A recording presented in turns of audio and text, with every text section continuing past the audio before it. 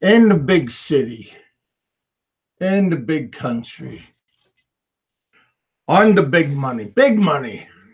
show me the money. and the, and the, and the dust settles. Is Big Kevin standing? Is he laying on the ground? Where is Big Kevin? Come out, wherever you are.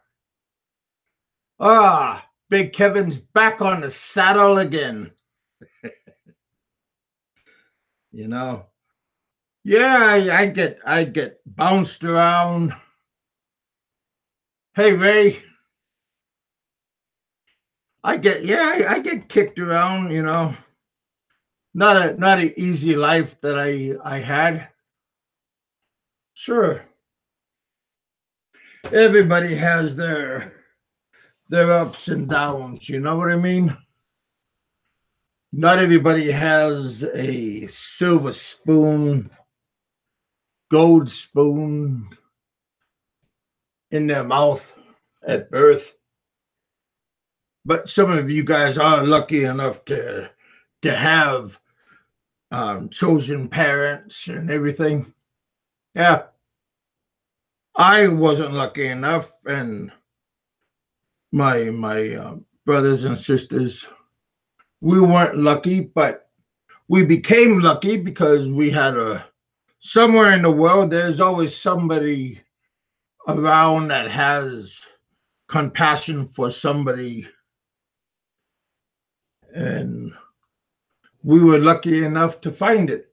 So yeah, from Massachusetts, I got bounced around in different foster homes all the way around from Cape Cod, from Yarmouthport to I was born in Brockton, but the state of Massachusetts intervened, and there was just way too much kids, as I understand, and we were being neglected, and the state of Massachusetts stepped in, and they separated us, and they put us into multiples foster homes and scattered us throughout the place.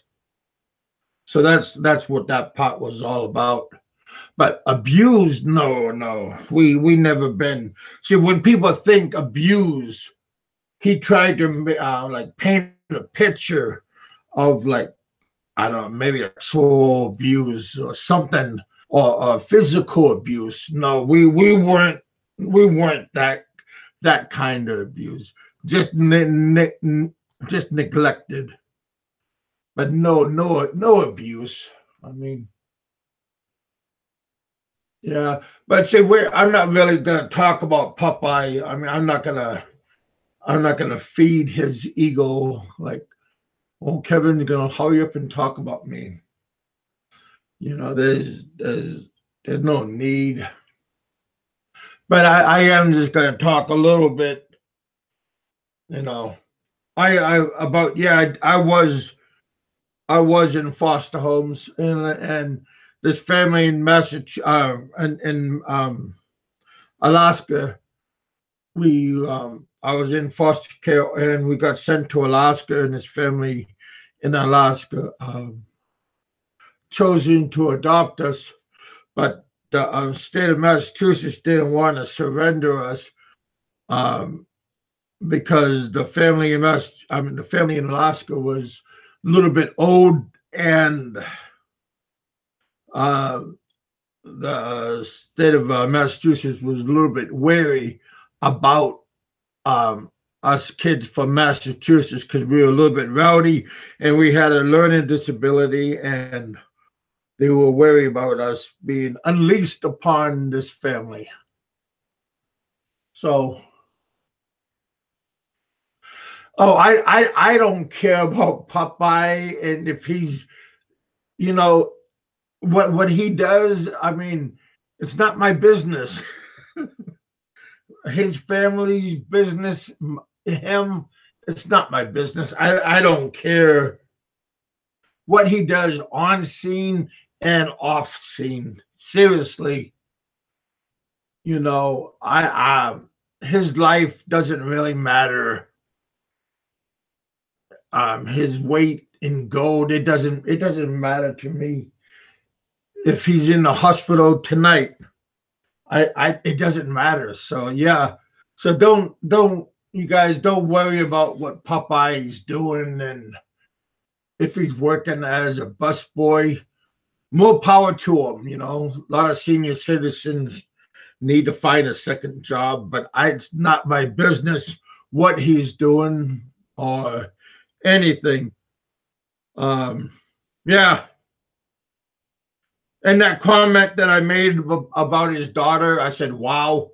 Well, yeah, maybe that was inappropriate. And I do apologize for saying anything, and I apologize to him and his daughter, because that's not my business, and it's nobody's business what anybody does inside or outside or with family members. Family members should be off limits, and yeah, I look at you man to man, and I apologize for bringing anybody up. But I do remember when you used to bring up about my family. So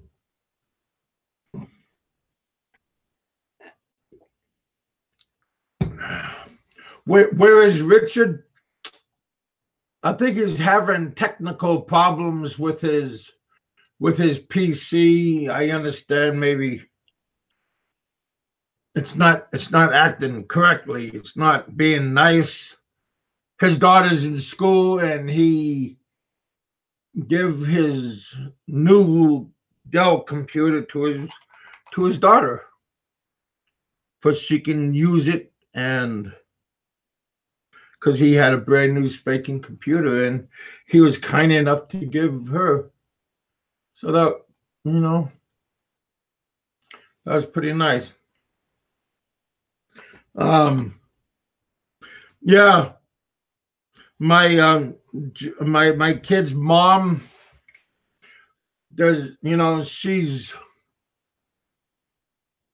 She's a grown woman. She needs to.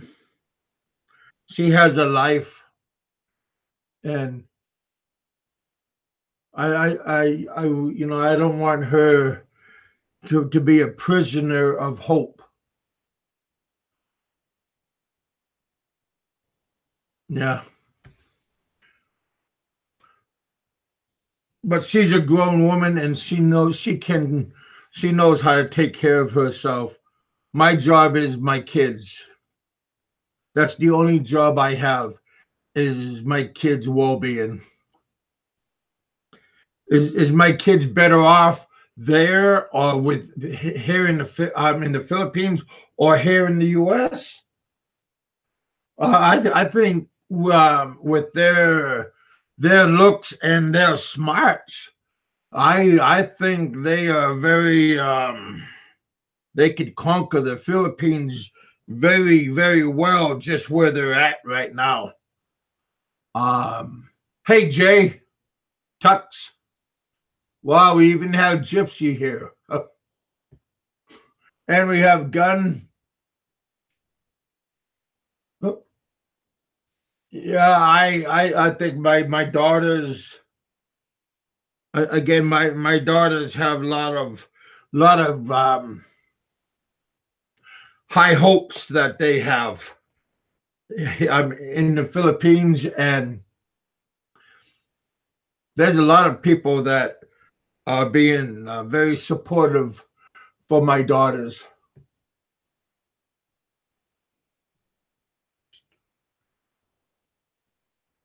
I appreciate that, brother. I am standing tall. I was reluctant about going on that show. I don't have nothing to prove to nobody, and there was the questions that they asked. They weren't they, they weren't nothing to be shy about.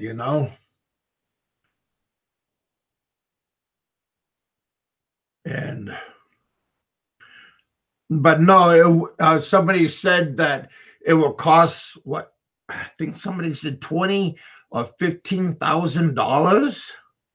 I don't know where that person pulled that number out of their hat, but no, my bill is less than 5,000. It's in that circle, it's in that realm, but give or take, okay.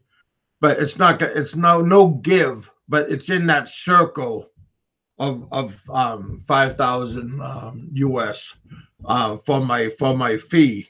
But that's it. To go to the Philippines, it only costs roughly $900 round trip.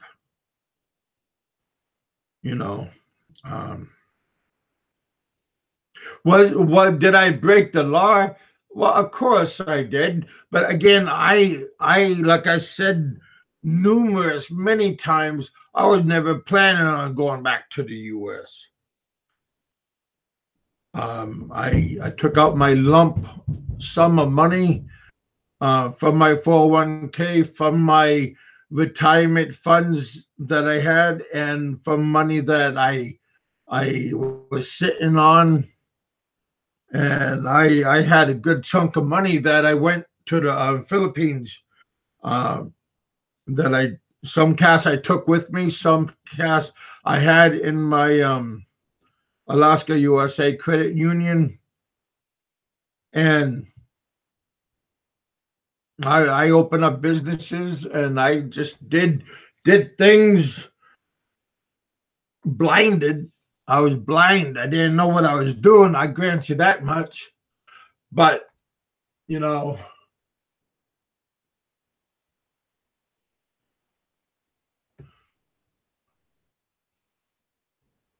I'm not sobbing. I'm just filling in the blanks, Tex. I'm not sobbing. I'm just telling what's happening, what happened. Because a lot of times I was rudely interrupted. Maybe. Okay, maybe not. Okay, but still. But yeah, I had businesses there, and it failed.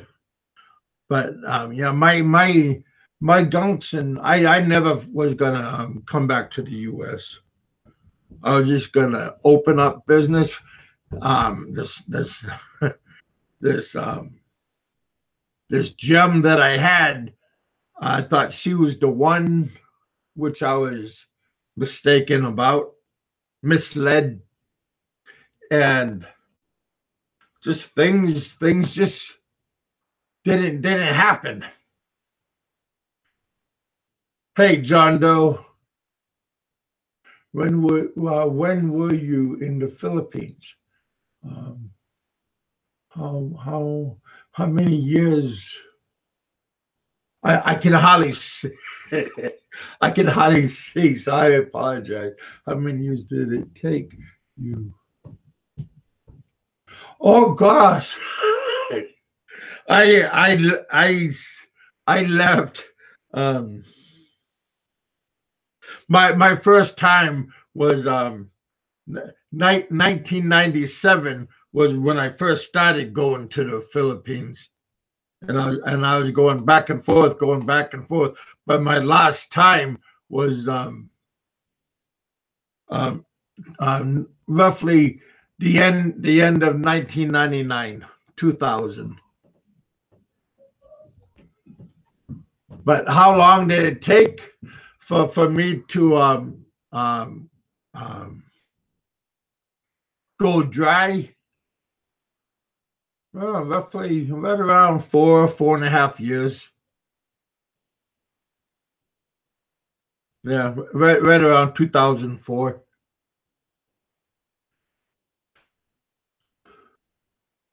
Felt like a long time, but now it was pretty short.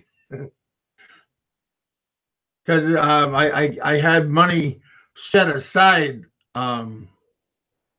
emergency money that I had some people holding for me when in the U.S. Just in case money.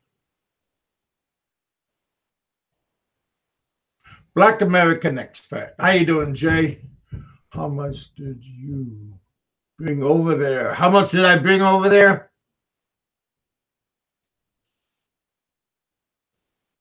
It was a lot. It was it was a lot of money. I'm looking at maybe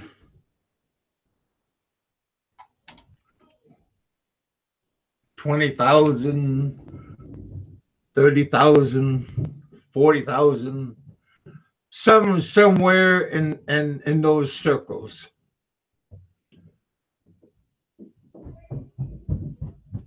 Going through the gate back then, the over at the Alaska International Airport, that that was a lot of money.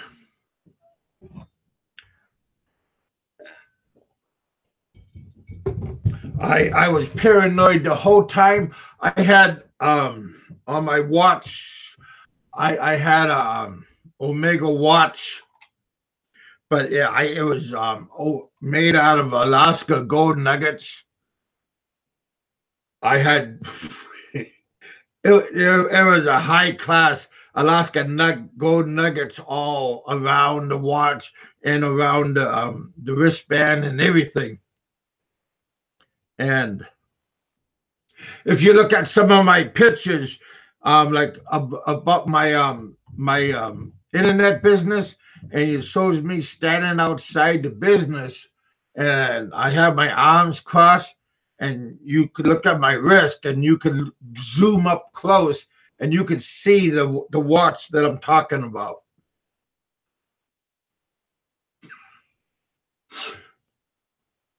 That was a lot of money. I was paranoid going out to clubs, walking around the airport, going outside.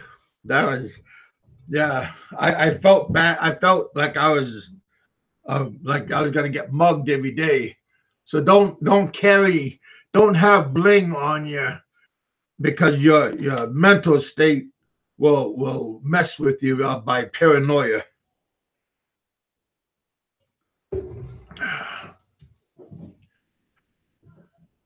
Gun term. How you doing, man? Gypsy don't screw. Why? What did Gypsy say? Have nice legs.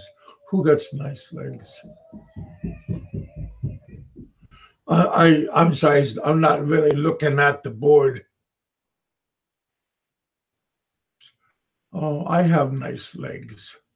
Well, that's okay. That's good for you. How much is it over there? Jay. I took a lot on cash on me, and I had my my credit, my what do you call it, my credit union card on me also. I'm going to me. Don't look. Don't. What happened to you? Oh, what happened to my watch? Oh man, don't. When you have bling, when you have high dollar stuff on you, and you wanna like, I had that watch and I wanted to use it for like a rainy day, and I had these jewelry for that case. For one day, I might need to cash. Well, you can't cash it in, and the pawn shops, not the pawn, but the pawn shops, everywhere, they don't want to take that kind of stuff. A Rolex, 24 karat gold, any kind of gold, any kind of like diamonds or anything, they won't give it to you what you paid for it. They will you would have to sell it independently to hopefully a halfway wealthy person. I sold mine. I had a couple of rings and a couple of necklaces, and I had a couple of well, I had 2 watches, and I sold them to these different Korean owners of different schools, and they're the ones that bought my stuff from me, because they're the only ones that I could find that would give me a halfway decent price for my stuff. But so yeah, after 4 years, around 5, 6 years, sometimes I scraped, and I had a couple of owners of the schools. They asked me about my watch and stuff, and I told them give me a reasonable price for it, and they did. So I sold it to them, and they asked, do I want to sell it or do I want to pawn it? And they give me a good price, and I said, I'll just sell it to you. So they give me another price, which was a little bit higher, because they thought I was just going to pawn it. But in that case, I just cashed out.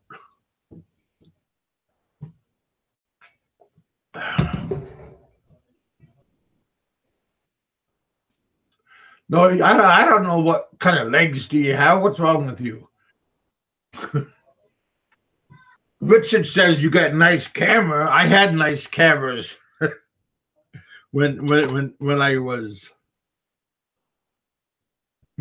went to the Philippines. Don't have very like high class or again high dollar equipment again, because I got my some stuff stolen from me from the school, and I believe it was an inside job. We have housekeepers, and we had people that did like a security guard, and I think that he was in, because the owner and we were out on Halloween night, and we were out on the town, and I had my room locked.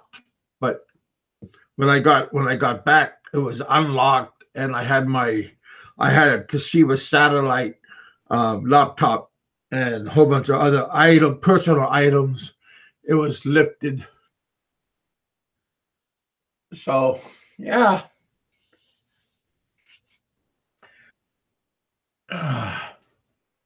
Hey, Mark. 40 million pesos last me a while. Yeah. Yeah, it does. It would last you a while, buddy. Just you. I mean, hopefully, 40, yeah.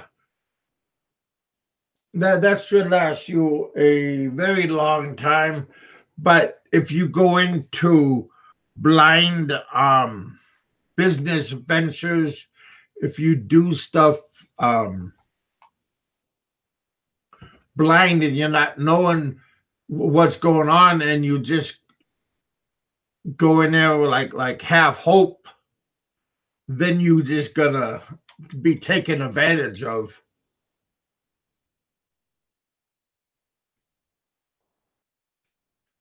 There's a Philippines is a place of opportunity and a place of opportunists.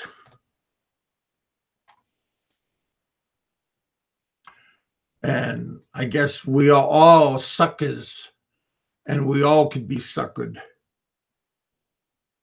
When we think we're gonna have a good deal, there's no such thing as a good deal.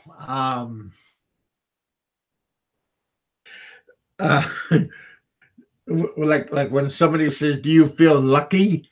I mean, yeah, you feel lucky, but if you take off the blinders that you're wearing, and then if you can have a good view of everything, then you realize that you're not so lucky.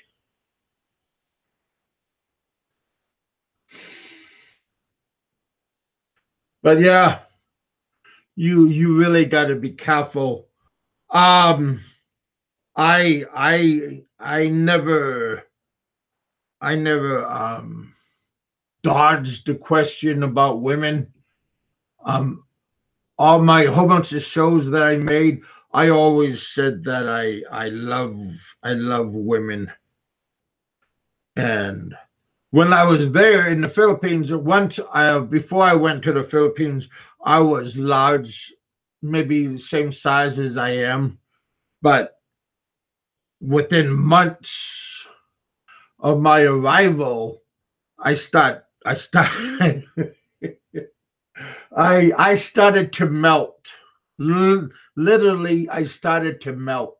My body, the fat that was in me, uh, the heat, the walking, um, the food selection of my diet, the fat just burned off of me, and I would see like little look like blisters. They were orange looking blisters on me, like on my legs, on my arms, mostly on my legs, on my thighs. They were like little orange blisters, and that was the fat that was seeking through my pores. That was being burnt because of the heat and the movement and the exercise. I thought it was kind of like wow, but after a while, I just got used to it, and I would just wipe, and it would just wipe off on my towel. So don't use a white towel. Use use a dark towel or use an orange towel. But yeah, if you're not used to the heat, like I said, I lived in Alaska all that time, and the climate in Alaska was completely different. But when I was working in the mill, at the mine, it was the same temperature, but it was completely whole different environmental atmosphere that I was in. But when I went to the Philippines, the movement, the food, the heat, just started felt I felt like I was in a um, giant oven, like a giant jacuzzi. But I didn't mind the heat. I really liked the heat. I didn't really like the perspiration that I had, but I liked the effects that I had because the effects was very. I could see, and I could feel the extra energy and the looks that I'm getting. And I said, hell, I might as well go bald. And I went next door. There was a barber shop, a beauty parlor, and I told her, shave my head, and she made me look like a carabao. That's a buffalo, and that's you know. Now I'm trying to answer some of the questions that Robert was asking me,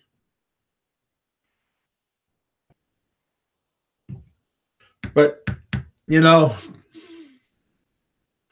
when I were about the women, my son's mom, I met her first. She was she was a badminton coach, and with the Korean students, they're all into playing badminton. In Korea, that's a big sport, and also in the Philippines, playing badminton is a big sport.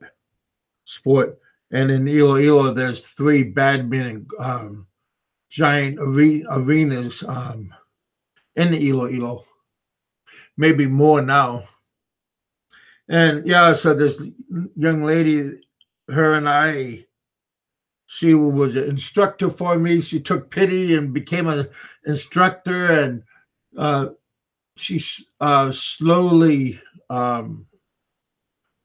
talking to me outside of being a coach, and things just start going, I guess.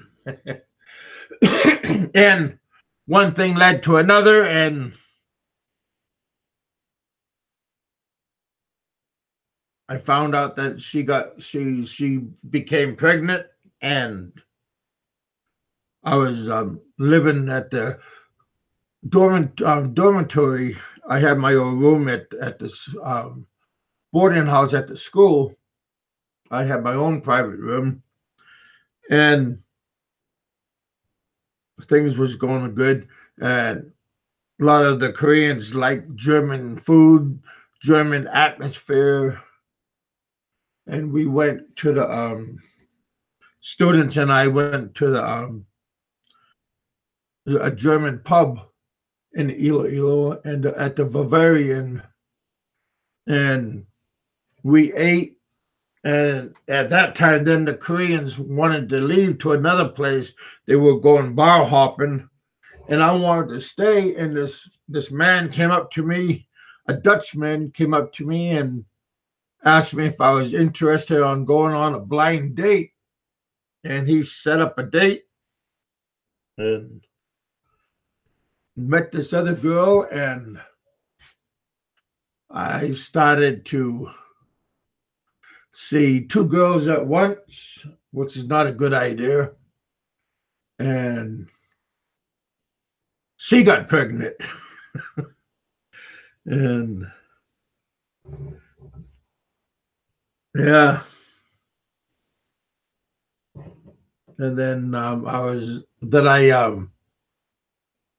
got offered a better job in Bacolod at another school, and I knew all these owners of these schools, and because we all drink together at these Korean bars and restaurants all over the Iloilo and in Bacolod, because they play golf, they do everybody, they all do stuff together.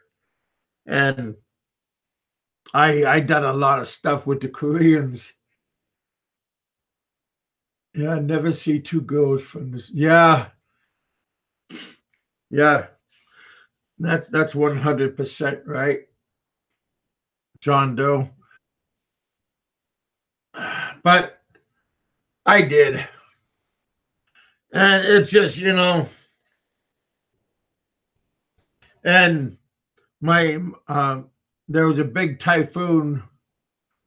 This was 2007, and my son was 10 months old, and I was in Bacolod when it happened, and we had a big typhoon, and my son got sick, and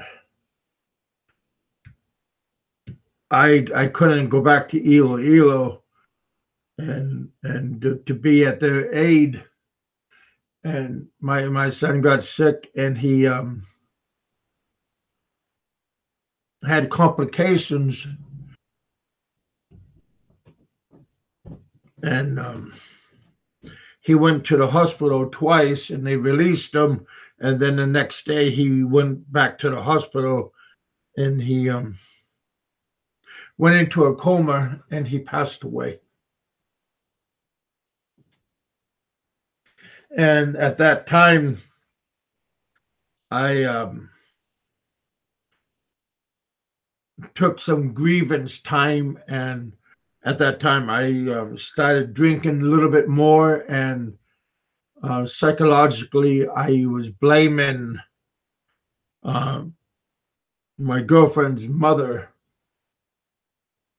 was watching my son, and I was blaming other people instead of pointing the finger at myself. And that's what happened. So she told me a couple of months after this, she told me that I should look for another place, and I packed my bags and I moved out. And then I just went back to the school, and at that time, my daughter's mom went to Bacolod, and she had relatives over there, and she looked me up, and because I was away from her for a while, and things just got a little bit calmed down, and I started doing things with my daughter's mom and my daughter.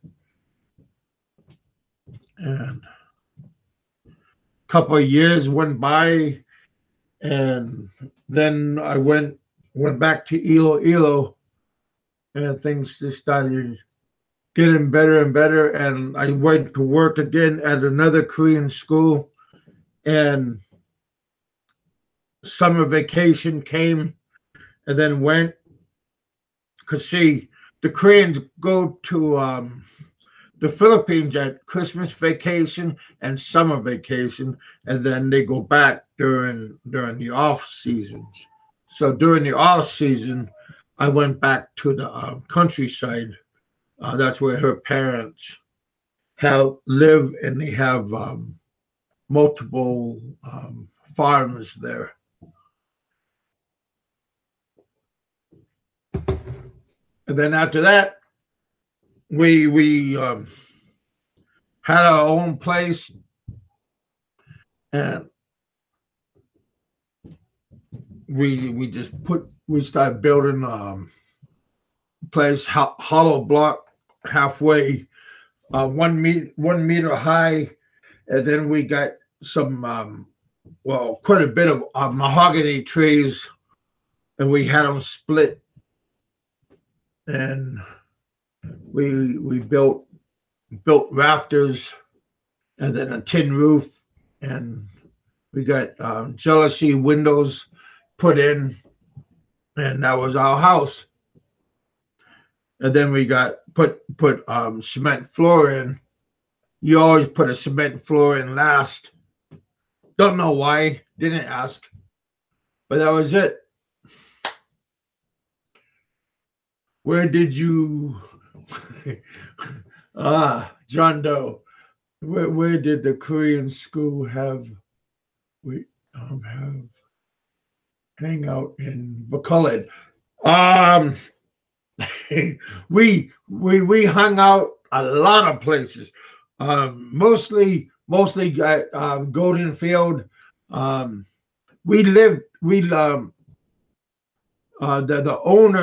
The owner, we had a private dwelling there at home site, and we did a lot of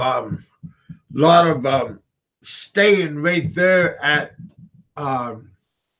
there's this bar, not bar, but it's a barbecue place, baby back ribs, Lord Byron's baby back ribs, right there at home site, right across the street from the tennis court. And I got to know the guys, the people that are playing tennis, and the owner of Lord Byron's, and we hung out. I hung out with them quite a bit. But there was a German, couple of German places. There's a big pizza place.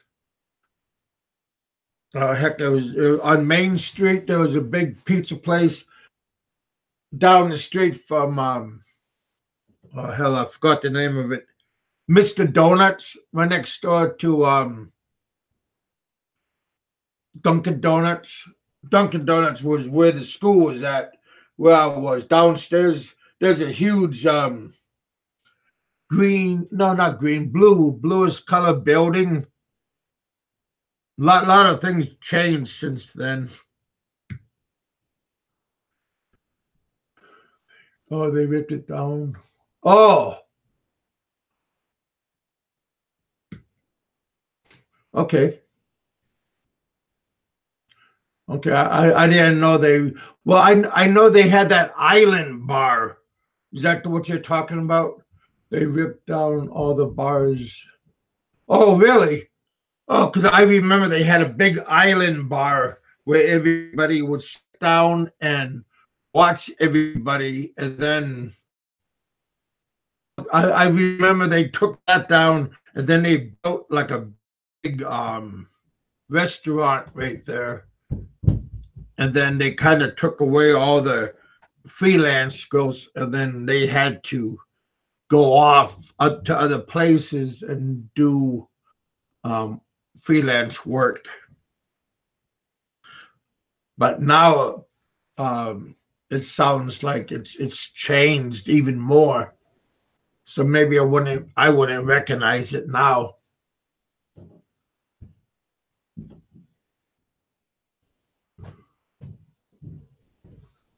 But yeah, lot of things changed.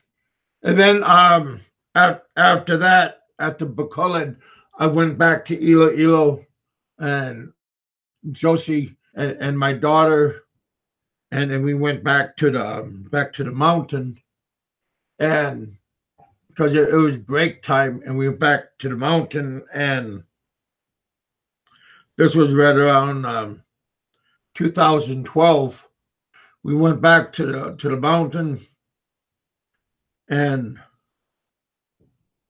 we miraculously had another child, and I delivered my daughter out on the mountain because we were there was another typhoon, and the ambulance van couldn't go up the mountain, and the midwife just got there, and my daughter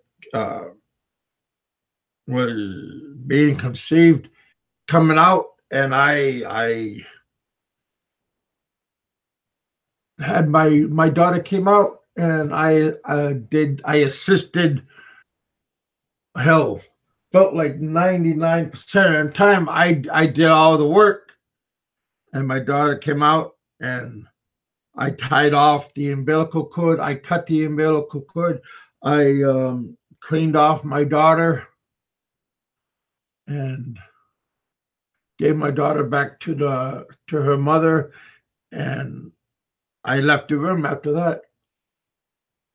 And I was happily, and I was calling my father-in-law because I thought we had a son, and I kept on saying it was a boy, and I looked closer, and I recognized that we had a girl instead.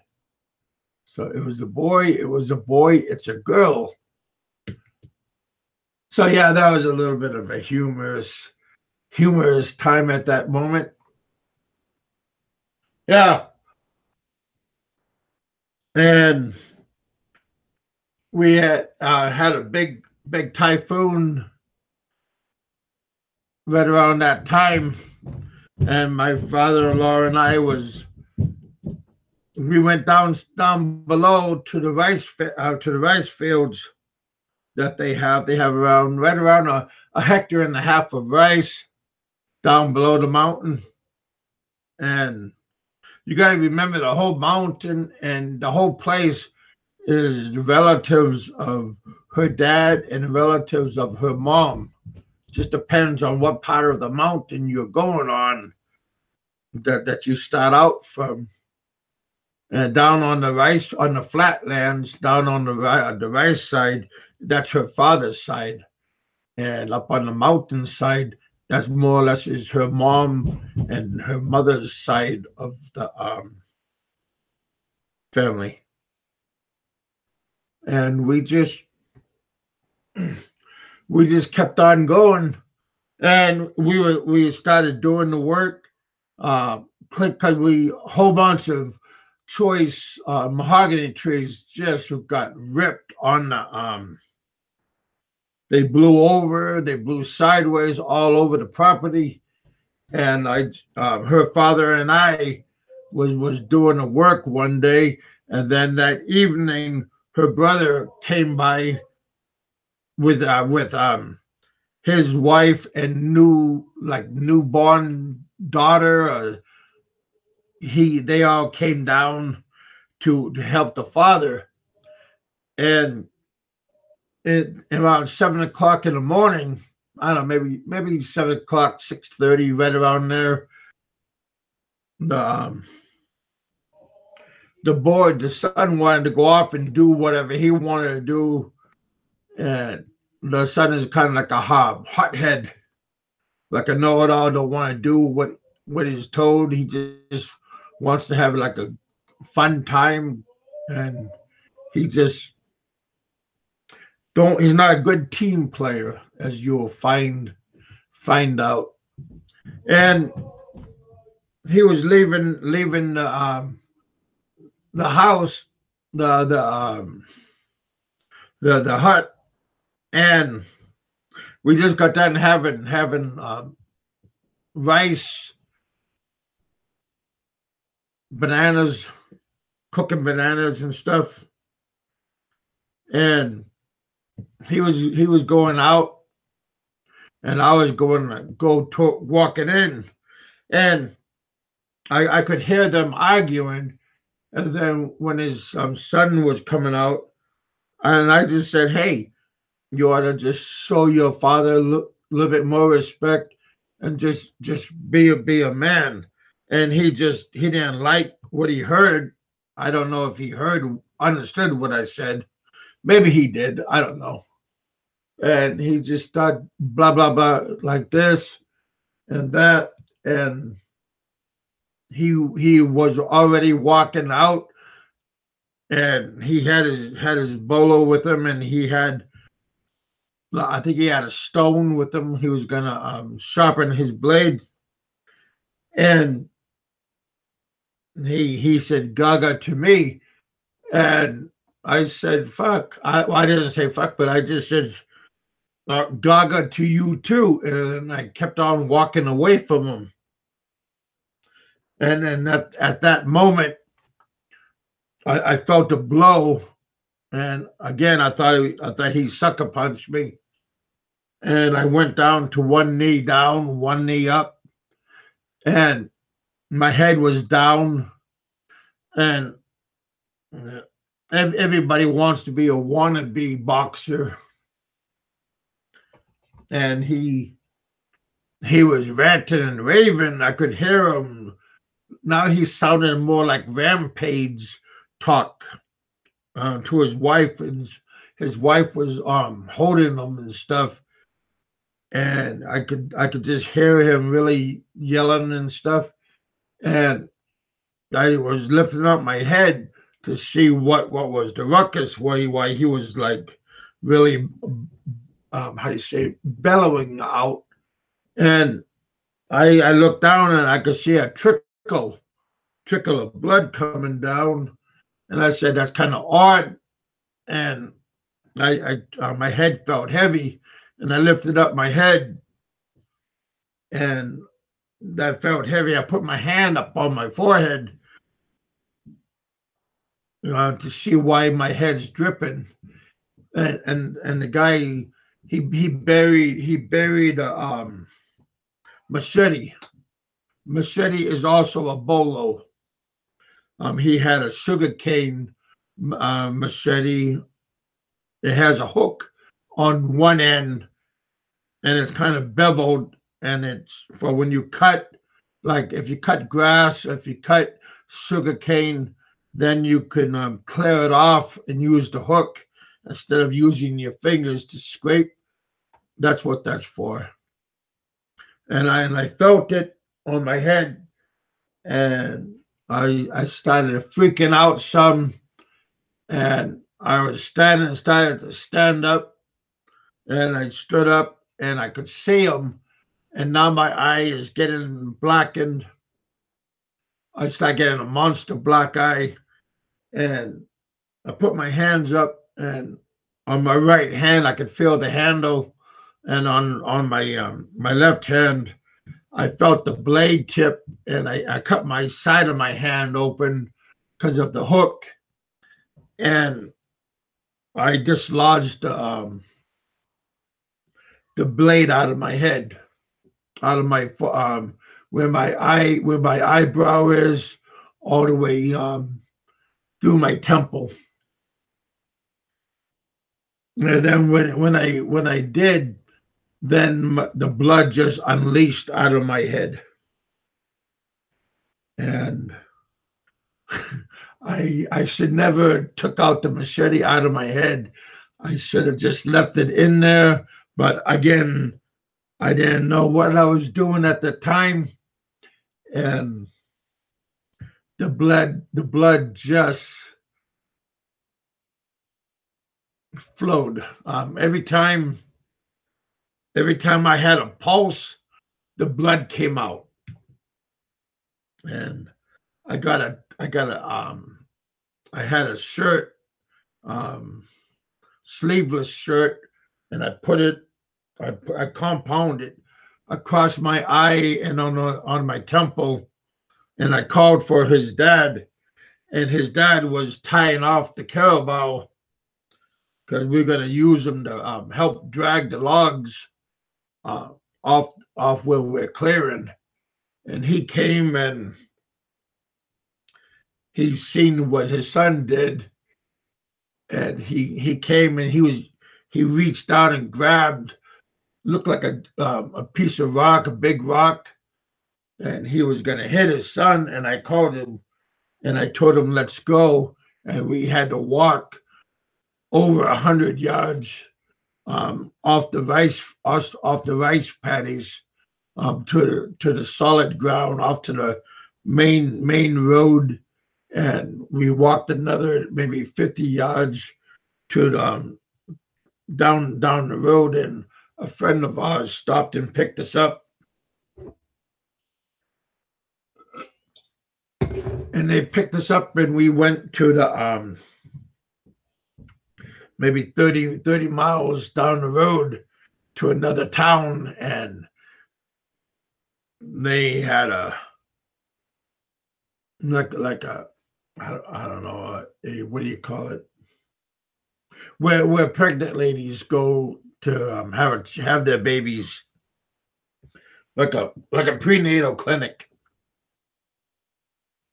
And the doctors there assisted me, and they cleaned me up. My father-in-law was holding my hand, and they were helping me up and everything. They cleaned me up and sewed me up twice, once inside my skull and then once on the outside.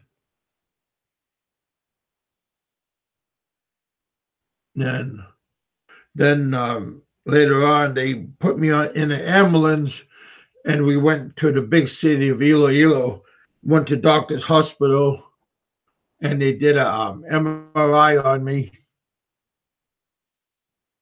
and they found some bruising and some the blade penetrated different areas. So yeah, they wanted me to get out for I could have better treatment. And so the next best place was Guam. So I had to go to Manila, and I had to, because see, I was never going to leave again. And so my passport was over. I had to get a new passport and all this stuff, and I had to go to immigration. Immigration told me I need to get a new passport, so I had to go to the embassy, and I paid and got a passport. And a couple of weeks later, I had to go back to immigration, show them my passport. They took my passport and talked to me like I'm a child. And they started processing me for I could be deported because I overstayed X number of years, and I had to get NBI clearance because I stayed there forever. And that's it. A whole bunch of red tape that you got to hoop, jump through a lot of hoops. A lot of hoops. And, you know, like it's just kind of like an unnecessary hoops, but the agencies there, they don't work together, and they are all independent offices. So nobody knows nothing, and their computers, if they have computers, they're not linked together. So it just took a long process, and I think it took around 2 months for me to get all my paperwork done and everything for me to get my paperwork just to get out of there. And I was going to the immigration almost maybe 3 times a week, going up and down the stairs, 3rd floor, 4th floor. I mean, bottom floor, up and down, getting signatures done. And sometimes the people with the signatures, they're not always there, and they could be on vacation, and you know, or they're out, or they're having a meeting. And when they're having a meeting, that means they're having like a party, and they're having drinks and stuff. They're not things are not the same as but they treat you nice. Well, they treated me nice. They treat me very, very nice. At the U.S. Embassy, they treated me nice, and over at the immigration office, they treated me very nice all the way till I left. So they were very sympathetic. They you know, and they give me back my passport 2 days before I left. You know, I just had to get a letter of departure from the head honcho at immigration, and then I could leave.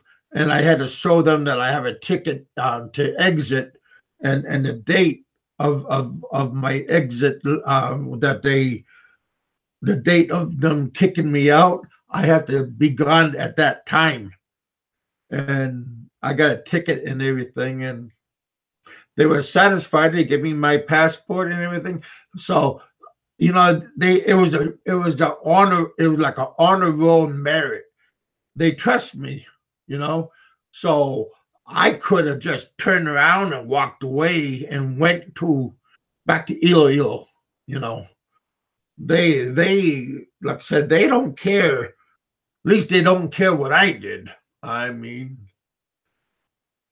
you know, they never asked. They never said, "Oh, we're gonna put you in with the other people that are here overstay."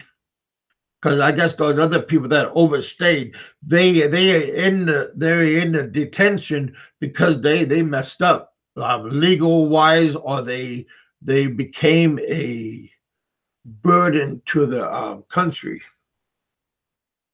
But I was never a burden to the country, not at all, and that's why I was free to walk the streets and come and go anytime I wanted. And that's why I am also free to go back to the Philippines anytime I want. As soon as I pay my bill, then I am, because I already, the time limit has already been expired. So now I can just pay my bill, and now I can go back. So that's it.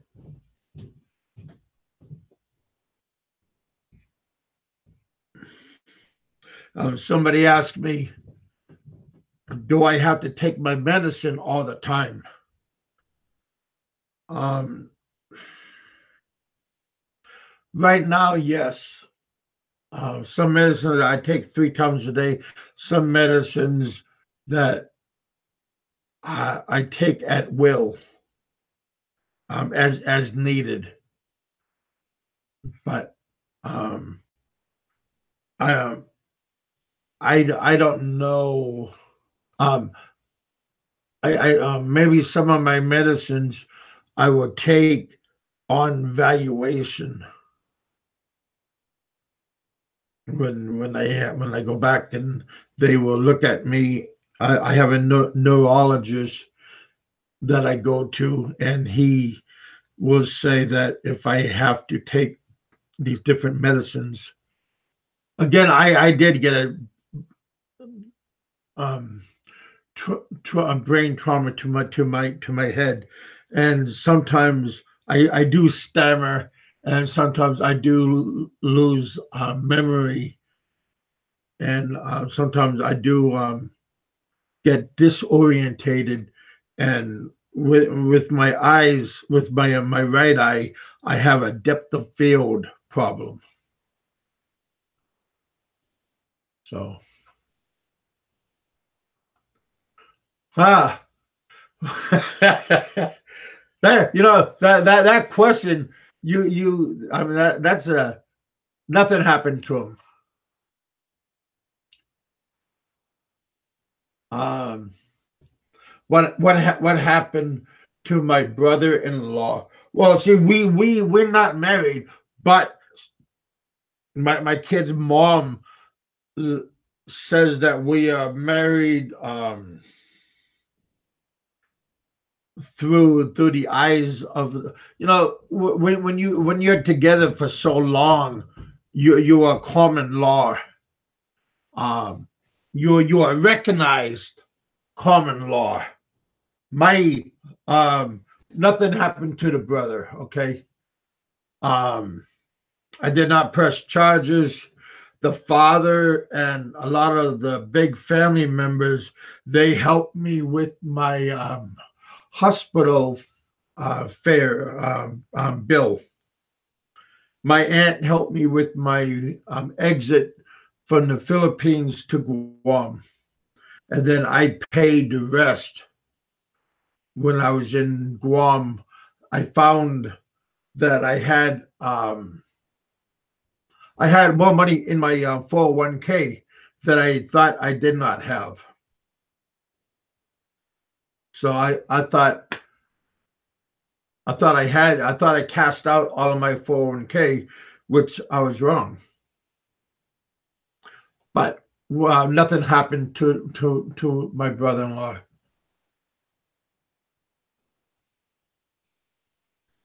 No. Does my brother regret for his action? No, my brother-in-law blames me for what he did. I asked his wife, because his wife helped my father-in-law at the hospital. Like she did a lot of running around when I was in the hospital, because there was supposed to be like 2 people at the hospital, and she helped me a lot when I was there. Okay, yeah. Does the brother-in-law regret? No, the brother-in-law thought that since I overstayed, it was my fault for what happened. Maybe that's true. Maybe not. I had people argue about that part. Um, her brother-in-law is a loose cannon, and he had he has an anger management problem. He got kicked out of school, out of high school, because he attacked the principal, and him and his father also had a anger management problem with his son. So sooner or later, this was going to happen no matter what to anybody. And before this happened to me, that same week, he struck his cousin in the face with his fist. And his cousin, he is 22 years old, and his cousin was only 10 years old. And he flat out cold cocked him in the face because something over penny ante, something stupid. So yeah, but yeah, nothing happened to him at that moment. I don't wish no ill towards nobody, but in time is the only justice. So whatever karma happens, it will happen to him. Because look, I believe whatever goes around comes around. Kevin, the next time you go to the Philippines, you should take the brother-in-law for a walk and give him the... Yeah, you know, I believe then I would be going to his level.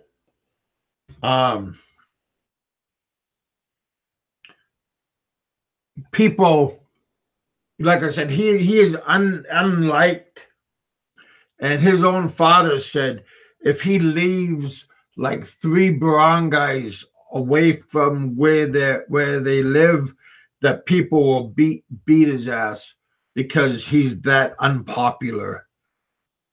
People know who he is, and him staying close to where they're at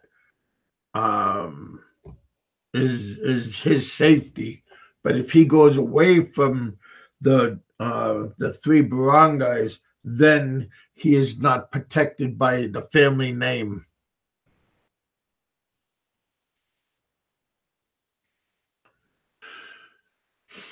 But the father and the family members, they apologize so much because of what the son did. If the family wanted to get revenge for me because I was a 2-timer, they could have just easily walked away when the son did this to me, and I could have easily perished, But people say, oh, they were getting you back. No, they wanted to get me back. The father and I, we had a lot of good drunken nights. I mean, a lot of good nights. And I would pass out at these different barangay fiestas, and all their family members, if I would have shamed them so bad, any one of them could have got me anytime, anywhere. So that stupid saying, oh, you shamed the family, that's why you got a bolo in the head. Hey, they could have got me and they got like 6 pigs. They could have fed me to the hogs. So yeah. I mean, his son already try to cut off my head, but he was unsuccessful because he was in rage, and when he was in that rage, you're not very cool, collected mind, and that's what happened. He just didn't know what the hell he was doing, and he didn't. He was unsuccessful.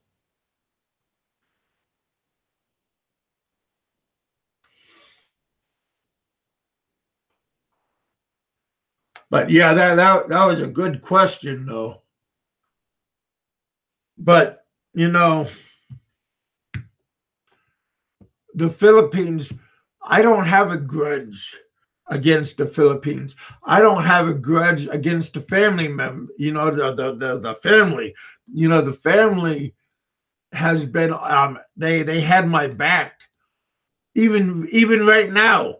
I mean I got my kids there. My daughters are doing honor rolls, and my daughters are doing school beauty pageants. I mean, my daughters are very, very they're doing very well, and they're I mean, my daughters is kind of like royalty there where they're at.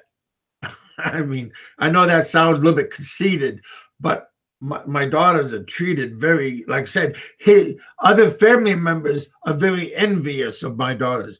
Other family members are very angry because my daughters are treated like princesses. Hell, my daughter's already a queen. I mean, of the school, and I'm not laughing, but I mean, so yeah, and that's why stuff happens because of jealousy. You know, why did your kids get treated so well? Why does this? Why is that? Well, you look at my kids, and you'll find out why. But I think everybody should be treated the same. But in Philippine society, white kids, especially by a white parent, the kids are very, they are like gold. So is it better for my daughters to stay in the Philippines? Hell yes. Do they have a better opportunity in the Philippines? Hell yes. Do they have a better job selection in the Philippines? Hell yes. That's my daughters, their ticket is already, you know things are easy for my daughters. They got the size, they got the looks, they got the smarts. The smarts are not on my side of the family, but the looks and everything else is from me. And their mom is dark complected, but my daughters are what do you call it? Capico. They have a beautiful tan color complexion. So yeah, when people say, "Oh, yeah," I'd rather have my daughters go there, but I want they got I have this people, they like this, they're talking to me about if they can help sponsor my daughters into these beauty pageants and stuff. So I mean, just like that Miss Universe, she was sponsored by these big name people. So yeah, I'm sorry to tell you that, but I mean, my daughters are very,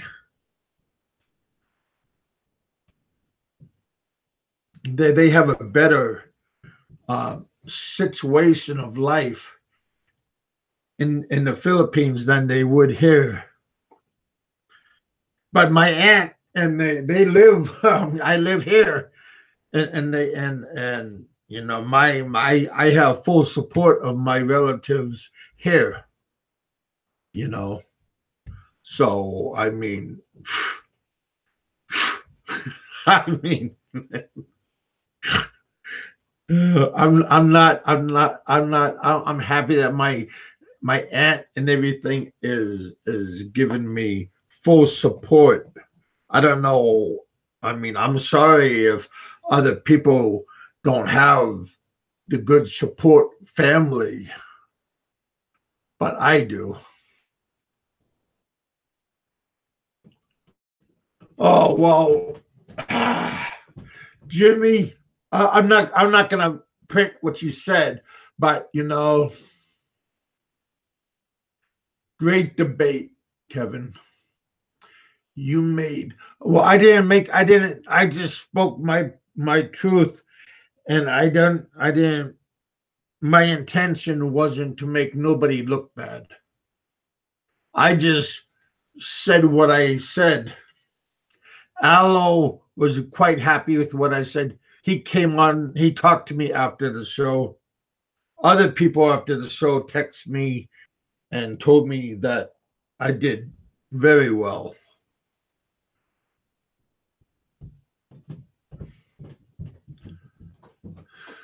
But yeah, I never dodged them.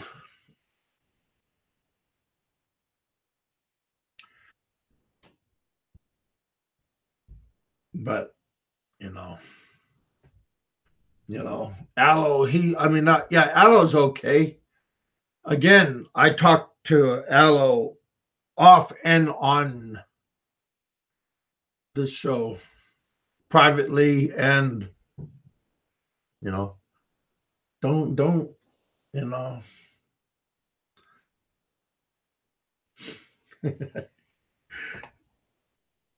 uh,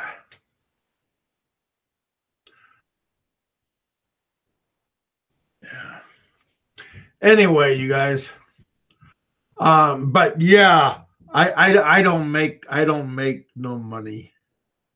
I got a um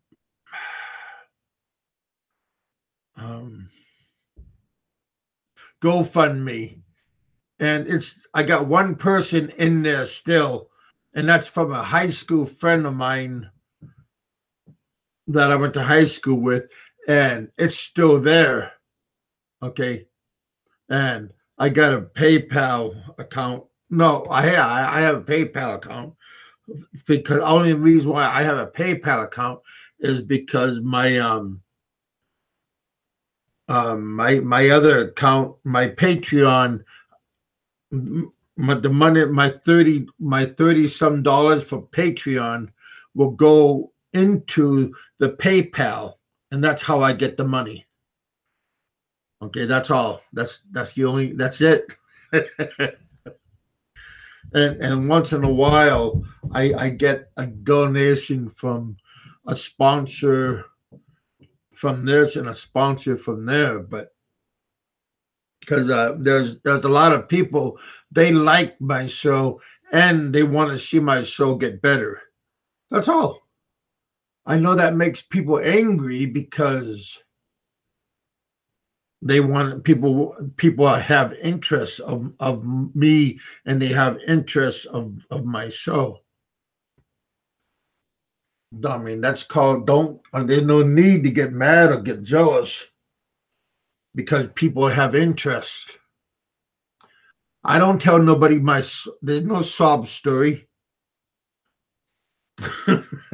I do sob a little bit if I do take my medicine, and if I do talk about my kids, I do sob because, again, if you're a father and if you do care for your family members, if you do care about your kids, then you would be emotional, especially if you haven't been with your own kids or in your own family, then you would have emotion. But if you don't, you're a cold-hearted person.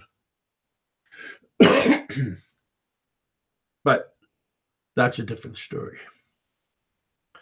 Yeah. See, I did a show all by myself, and I didn't collapse, you know. and I still got 25 people that's watching back and forth. So yeah, hey you guys, if you like listening to me babble, you can give me thumbs up or you can give me thumbs down. You know, just like what Alice said, it's nice. I mean, I didn't come on to bolster that what what I did. I didn't bolster, but this is just it. You know what I mean? I mean, I'm not happy that I made somebody look bad or they didn't do a good job. I thought I was going to get a lot worse. Yeah. Life is life. You know what I mean? Take life as it is. Roll with the punches. But when you get out, when you get knocked down, get back up. Get back on the saddle. You know what I mean? I got knocked down. I got hurt. And I got Western Union. I got a whole damn I got a whole I got a whole big envelope of receipts. Thousands of dollars when I was in Guam. I sent my kids, and hair and everything. I mean, and I have sponsors that was Secret Santas and stuff.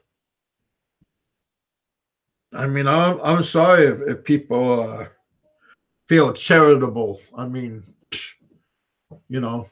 there's nothing wrong about being charitable to a worthy cause. I'm not saying I'm worthy, but I'm glad that somebody helped my kids out. That's for dang sure.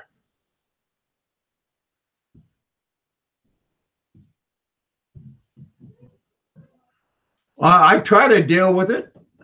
I mean, and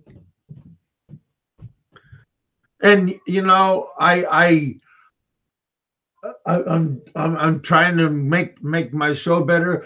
I'm taking a course on this internet. This is behind the scenes, though. Just like what Roberto said to you guys, that there are things that I don't even tell him because there's no reason that what I do, it's just nobody's business. I mean, you don't see, if people want to help me, if they feel like it's a worthy enough cause, hell, go ahead. If you don't, okay, I appreciate the thought. Just. But I mean, I think there are a lot of people out there that just an angry old person that you ain't angry because they don't get or they want to prove something. I think everybody wants to prove something. Trying to expose. I'll be quiet now, but I went on. You guys, everybody was crying. I had a lot of big people, big name vloggers, told me don't do it. They suggested not to do it. And Alan told me go ahead or don't go, no matter what. They still gonna have a show. I mean, no matter what. Yeah, well, no matter what, I came on. And I brushed off the dust and I hopped on back on the saddle. You know what I mean? Giddy up, doggy. Big dog. Yeah. Oh, I didn't know what that word meant. Dick Insider was right. I didn't know what that word was when Popeye said I had to look it up. I said, well, I don't know what the hell you're talking about. What the hell? Digging. I can't. I don't know what he was talking about, but I didn't know what the heck he was talking about. I mean, yeah, being a busybody. I think that's the name that he was looking for. Yeah, it's not my business what somebody else does or what their family does. I don't care. You know, stay out of my backyard. I stay out of your backyard. Oh, we got people out on the lake. My next door neighbor's on the dock fishing. Maybe we'll see Roberto come out here on his boat. You can't even use your boat. I guess you can, Roberto, if you got an electric motor on your red boat. You could come out here and zoom back and forth. This lake is pretty good size. Got a lot of bends. It's a man-made lake. Mm-mm-mm. Well, hey, I hope you guys don't mind, but I didn't. I had breakfast earlier, but I didn't take no meds since last night. I feel good. Head hurt a little bit, but I feel good. I feel good.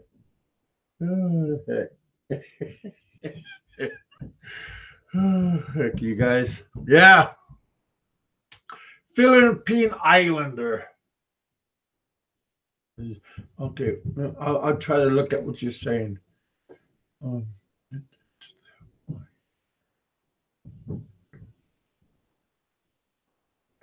Oh, is there why you're feeling big? No one has the right. Well, I'm not an elected official. You know, um, if I was like one of those big name vloggers and you guys send me money and I have big sponsorships by you know what I mean, like Disney and Coca-Cola and Michelob. Now, if I had you guys, if I had those kind of sponsorship people, then then it's your duty to explain to them where and what and why. But if I am just a little nobody and I got maybe almost 600 subscribers, well, I do now. I mean, you put both my channels together, I got maybe around 700 subscribers.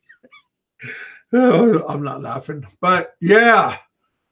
I mean, I got so many views on my other channel, it's not even funny.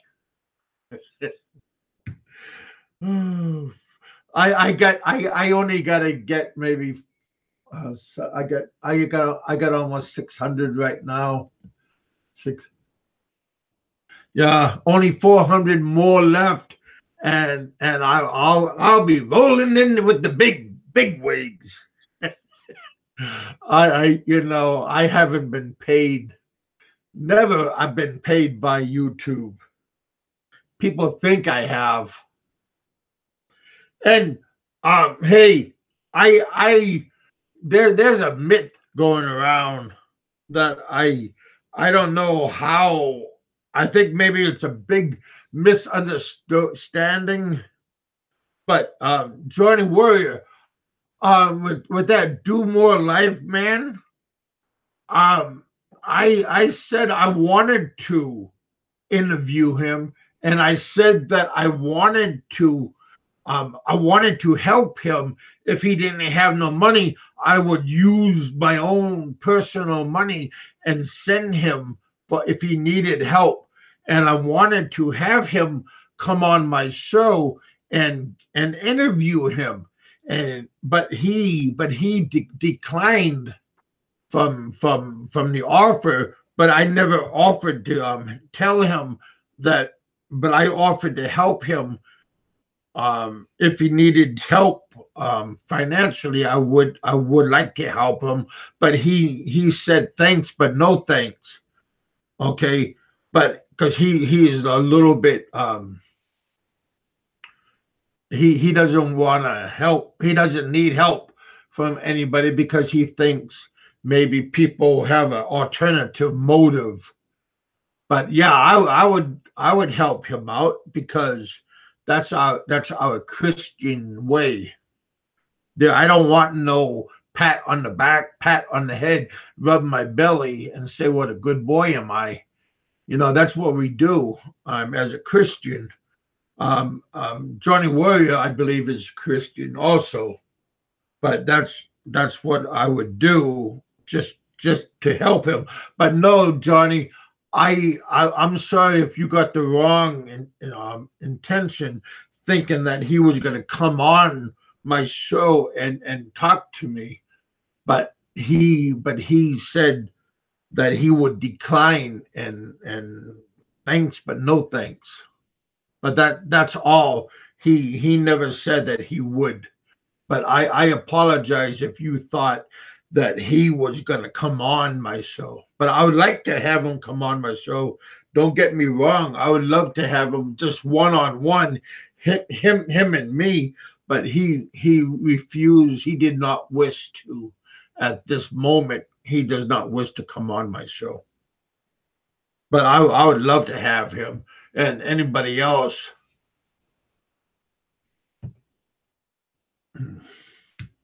And as you've seen, I'm not that much of a jerk.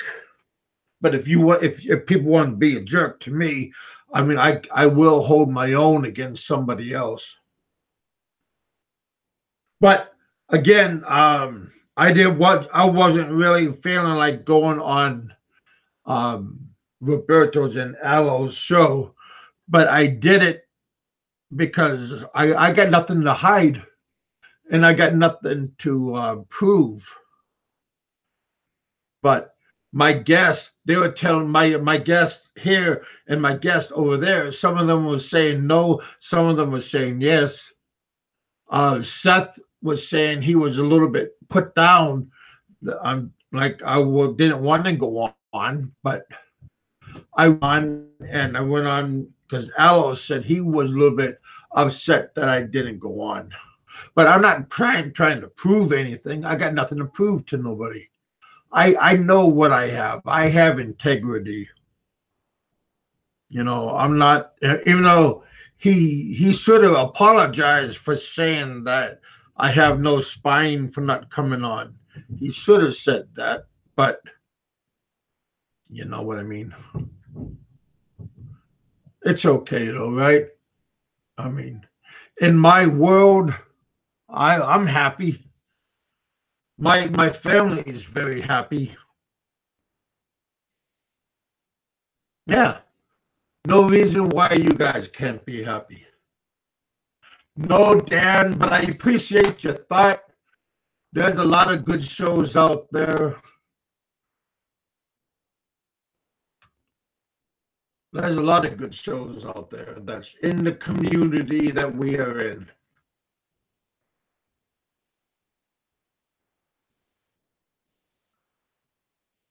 But I'm not a big dog in the community.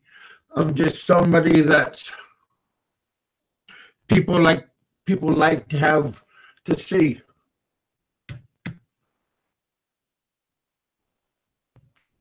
But yeah. And with that thumbs up, I will say see you guys later. And I got nothing to prove to nobody. But the sun's coming out. You guys have a good day. Be happy. Don't walk around with a stiff upper lip. You know, life can't be that bad. I mean, so what if you got knocked down? Just get up and brush yourself off. There's another day, you know. I'm sure you've been knocked down before. Just get up and just be grateful with what you got. A lot of people don't have what you have. You know, be happy with what you got. All right, you guys. This is Big Kevin. You are in the bullpen, and you've been listening to me for 2 hours with my, where is my Richard? Dang it. And my Alan. Where are you? And where is Ben? All of these guys. And Aloe. Where are you guys? I thought you guys were going to be at my side. Slinging. But no, I was doing it by myself for 2 hours. Yeah. Yeah. Hey, why don't you guys leave some comments later on? Tell me what you think. Comments are always appreciated, and I would definitely try to get back to you on your comments. What's your lead? Yeah. You guys have a good weekend. Again, I'd like to say thank you to Al and Seth for coaxing me on Riff Raff Radio. Yeah. All right, you guys. Big Kevin, I'm out. Enjoy your day. Enjoy the weekend. All right, you guys. God bless you guys. I'm out.